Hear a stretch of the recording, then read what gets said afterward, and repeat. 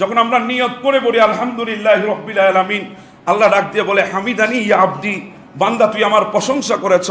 এভাবে আল্লাহ সূরা ফাতিহার প্রত্যেকটা আয়াতের জবাব আল্লাহ দেন। আর যখন বান্দা সিজদায় দেন, সিজদা দিয়ে বলে সুবহান সুবহান রাব্বিয়াল আলাই, তো আমরা বলি সুবহান যখন শব্দ উচ্চারণ করে আল্লাহ ডাক দিয়ে বলে বান্দা সাব্বাহতানি, ও বান্দা তুই আমার পবিত্রতার ঘোষণা দিয়েছো। সাব্বাহতানি আবদি, তুমি আমার পবিত্রতার এলান করেছো। আর তুমি বান্দা অপবিত্র থাকবে এটা হতে পারে না। সাব্বাহতুক, আমি আল্লাহ তুকে পবিত্র বানিয়ে দিয়েছি। যখন আমরা বলি আলা, আমার আল্লাহ ডাক দিয়ে বলে আলাইতানি আবদি, বান্দা তুই আমার শ্রেষ্ঠত্বের পরিচয় দিয়েছিস। আর তুই শ্রেষ্ঠ না হয়ে থাকবি বান্দা, এটা কখনো হতে পারে না। আমি আল্লাহ তুকে বলে দিলাম আলাইতুক, আমি আল্লাহ তুকে পবিত্র করে দিয়েছি, তুকে শ্রেষ্ঠ বানিয়ে দিয়েছি। হ্যাঁ, এই কথা বলেই আল্লাহ বলে লাউলা ইয়া শাবাব, যুবক তোর ওই যৌবনের দিকে সিজদার দিকে তাকিয়ে আমি আল্লাহ পারি না। যদি পারতাম লা জাআলতু সামা হাদিদা, আসমানটাকে তামার বানাই দিতাম। ওয়াল আরদা সাফসাফা, জমিনটাকে তামার বানাই দিতাম। ওয়ামা আনজালতু মিনাস সামাই কাতরা, আসমান থেকে একটা বৃষ্টির ফোঁটাও দিতাম না। ওয়ামা আনবাতু মিনাল আরদি হাব্বা, জমিন থেকে শস্য দানাও বের করতাম না। বাল আনজালতু আলাইহিম আযাবান সাব্বা, যুবক আমি অনেক আগেই দুনিয়ার বুকে গজব দিয়ে ধ্বংস করে দিতাম। লাউলা ইয়া শাবাব হাদা আবদি হাক্কা, একমাত্র তুর কারণে আমি আল্লাহ পারি না। তখন আমার আল্লাহ ফেরেশতাদেরকে ডেকে বলে, ও ফেরেশতা, মানা তো করেছিলি আমাকে ওই বান্দাকে না বানাইতে যে বান্দা আমাকে সুবহান বলছে, ওই বান্দাকে না বানাইতে যে বান্দা আমাকে আলা বলছে। ইন্নী উবাহিয়া বিহিল মালাইকা, আল্লাহ ফেরেশতাদেরকে সামনে নিয়ে আমাদের শান ও আজমতের বর্ণনা শুরু করে দেন। এতটুকু মোহাব্বত আল্লাহ আমাদেরকে করেছে। শেষ কথা, মোহাব্বত যদি না থাকতো তাহলে একটা কথাই তো বলি, আমাদের দেশেই তো কথা আছে মোহাব্বতের মানুষকে বেশি খাটাই না। কথা বলেন ঠিক না? মোহাব্বতের মানুষকে বেশি খাটাই না, যাদেরকে মোহাব্বত করে এদেরকে বেশি খাটাই না। সেজন্য আল্লাহ আমাদেরকে মোহাব্বত করেন, বেশি খাটাই না। না হলে অন্যান্য নবীর উম্মতের 900 থেকে 1000 বছর ইবাদত, আর আমাদের ইবাদত হচ্ছে মাত্র 60 থেকে 70 হায়াত। অন্যান্য নবীর উম্মতের হায়াত 900 থেকে 1000, আমাদের হায়াত 60 থেকে 70। আপনারা বলবেন মোহাব্বত কোথায়? হলে তো আমাদেরকে হায়াত বেশি দিত, কমিয়ে দিল কেন?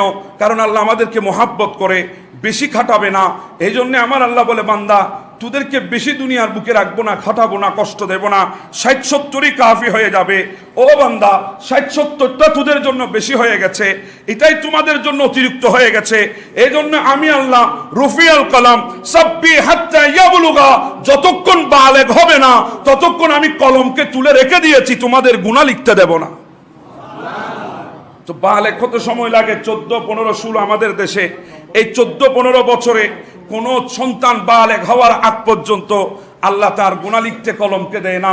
আল্লাহ বলেন রুফিয়াল কলম সাব্বি হাত্তা ইয়াবলুগা, আমি কলমকে তুলে রেখে দিয়েছি। আল্লাহ বলে এই তো আমার বান্দা 60-70-এর মধ্যে 15 চলে গেল, আর থাকলে তো থাকবে 40, 45, 50। আল্লাহ বলে এটাও বেশি হয়েছে। বান্দা ভালো তো আমি তোকে বেশি বাসি, এজন্য এটাও বেশি হয়েছে। আল্লাহ এখন কি করবেন? বলে রুফিয়াল কলম আন নাইম হাত্তা ইয়াস্তাকিজা, যতক্ষণ ঘুমের মধ্যে থাকবি বান্দা আমি আল্লাহ ততক্ষণ কলমকে তুলে রেখে দেব, আমি গুনাহ লিখতে দেব না। বান্দা যতক্ষণ ঘুমে থাকবে আল্লাহ বলে আমি গুনাহ লিখতে দেব না, কলম তুলে রেখে দিয়েছি। তো 24 ঘন্টায় তো 12 ঘন্টা, 10 ঘন্টা, 8 ঘন্টা, 9 ঘন্টা আমরা ঘুমে থাকি, গুনাহ করার সুযোগ আর কোথায়? আল্লাহ বলে বান্দা এরপরেও যদি হয়ে যায়, আমি তো বসে আছি তোদেরকে পাহারা দিয়ে বসে আছি, তোদেরকে পাহারা দিয়ে বসে আছি। গুনাহ যদি হয়েও যায় ইয়াফু আন কাসীর, আমি আল্লাহ সুযোগ পেলে তোকে মাফ করে দিই। আরো জোরে বলি না সুবহানাল্লাহ। হ্যাঁ, মোহাব্বত করে বলে আল্লাহ এত কিছু আমাদের জন্য করেছেন। তো আমরাও তো আল্লাহকে মোহাব্বত করার দরকার আছে না নাই? আমরাও আল্লাহকে মোহাব্বত করব।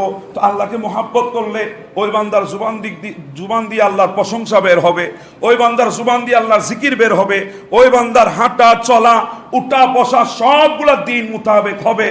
আর যদি আল্লাহর মোহাব্বত অন্তরে না থাকে এগুলা কিছুই থাকবে না, বহিঃপ্রকাশ হবে না। এজন্য আল্লাহ রাব্বুল আলামিন মোহাব্বতে পড়ে আমাদেরকে একটা মাস দিয়েছেন, মাহে রমজানুল মুবারক।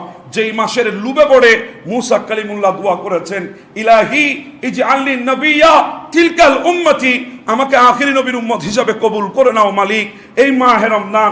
কারণ মুসা ইসলাম বলেছিলেন, আল্লাহ আপনার সাথে আমি কথা বলি, আপনি আমার সাথে কথা বলেন, আমার চাইতে কাছে আপনার আর কেউ আছে? আল্লাহ বলে হ্যাঁ আছে। তারা কারা? বলে এখনো দুনিয়ায় আসে নাই। কখন আসবে? অনেক পরে আসবে। তারা কোন নবী হবে?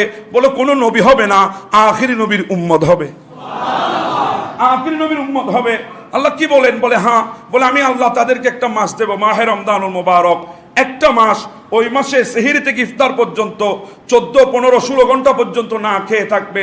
আমি আল্লাহ সন্তুষ্টি অর্জনের জন্য সামনে খানা থাকবে, পেটে ক্ষুধা থাকবে, হাত বাড়াবে না, সামনে শরবত থাকবে, তৃষ্ণা থাকবে, পান করবে না, ইফতার পর্যন্ত বসে থাকবে, সামনে হরেক রকমের খানা থাকবে, খানাগুলো নিজ হাতে একবার দুইবার করে ধরবে, এরপরও মুখের কিনারায় নেবে না। আর ঠিক ওই মুহূর্তে তারা যখন ইফতারের ওয়াক্তে হাত তুলে দেবে আমার দরবারে, মুসা আপনি আমার সাথে কথা বলেন, আমি আপনার সাথে কথা বলি, মাঝখানে 70,000 পর্দা আছে। আর আমার আখির নবীর উম্মত গুলা যখন ইফতারি সামনে নিয়ে হাত তুলবে, আমি আল্লাহ তাদের এমন কাছে চলে যাব, মাঝখানে একটা পর্দাও রাখবো না। তখন মুসা ইসলাম দোয়া করেছিলেন, ইলাহি ইজআলনি নবিয়্যা তিলকাল উম্মতি, আল্লাহ আমাকে আখির নবীর উম্মত হিসাবে কবুল করে নাও। এবার বলেন, মোহাব্বত যদি না হতো তাহলে আল্লাহ আমাদের জন্য এসব কিছুই করতেন না, আল্লাহ কিছুই করতেন না। মোহাব্বত আছে বলে আল্লাহ পাক এত কিছু আমাদেরকে দিয়েছেন। তো সুযোগ তো আমাদের আছে নিজেকে বাঁচানোর জন্য, এরপরও যদি বাঁচাইতে না পারি, এটা আমাদের জন্য দুর্ভাগা ছাড়া আর কিছুই হবে না।